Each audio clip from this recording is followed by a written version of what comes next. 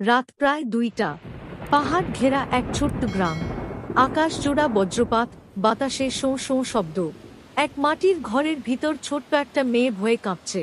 জ্বরে অচেতন হয়ে পড়ে আছে সে। তার বাবা নুরুল দৌড়ে এসে মেয়েটাকে বুকে জড়িয়ে ধরে। তার চোখে আতঙ্ক, হাতে ওষুধ নেই, রাস্তা পাহাড় সে বন্ধ, আর টাকাও নেই।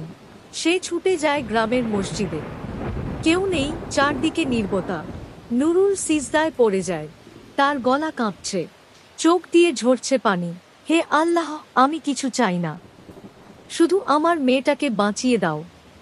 সব দরজা বন্ধ হয়ে গেছে, তুমি ছাড়া আমার আর কেউ নেই। সেই সিজদা দীর্ঘ হয়, চোখের পানি কার্পেট ভিজিয়ে দেয়। আকাশের বাজ যেন থেমে যায় কিছুক্ষণের জন্য। ঠিক সেই মুহূর্তে এক পাহাড়ি পথ ধরে হাঁটছে এক অচেনা মানুষ। হাতে ছোট একটি ব্যাগ, সাদা পোশাক, মুখে এক অপার্থিব আলোর আভা। সে চুপচাপ এসে নুরুলের ঘরের দরজার পাশে ব্যাগটি রেখে যায়। ভোরের আলো ফোটার আগেই সে হারিয়ে যায়, যেন বাতাস হয়ে মিলিয়ে যায়। সকাল। নুরুল দরজা খুলে হতবাক। একটি ব্যাগ পড়ে আছে দরজার সামনে।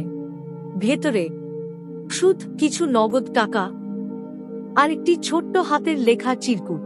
তাতে লেখা, তোমার চোখের পানি বাতাসে হারায়নি, যিনি অন্ধকারে আলো জ্বালান, তিনিই আমাকে পাঠিয়েছেন। নুরুল স্তব্ধ হয়ে যায়। তার চোখ থেকে গড়িয়ে পড়ে অশ্রু। সে জানে এটা কোনো মানুষের কাজ না, এটা তার প্রভুর জবাব। কয়েকদিন পর মেয়েটা পুরোপুরি সুস্থ হয়ে যায়। গ্রামের মানুষ চমকে যায় এই অলৌকিক ঘটনায়। মসজিদের মাইক থেকে ঘোষণা হয়, গ্রামে একজন মানুষ রূপে কেউ এসেছেন, যিনি কারো জানার আগেই দরকার বুঝে পৌঁছে গিয়েছিলেন।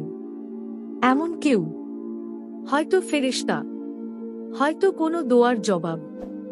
নুরুল সেই রাতে চুপচাপ আকাশের দিকে তাকিয়েছিল। তার চোখে ছিল প্রশান্তি, আর মনে ছিল শুধু একটি বাক্য, আল্লাহ জানেন। তুমি জানো না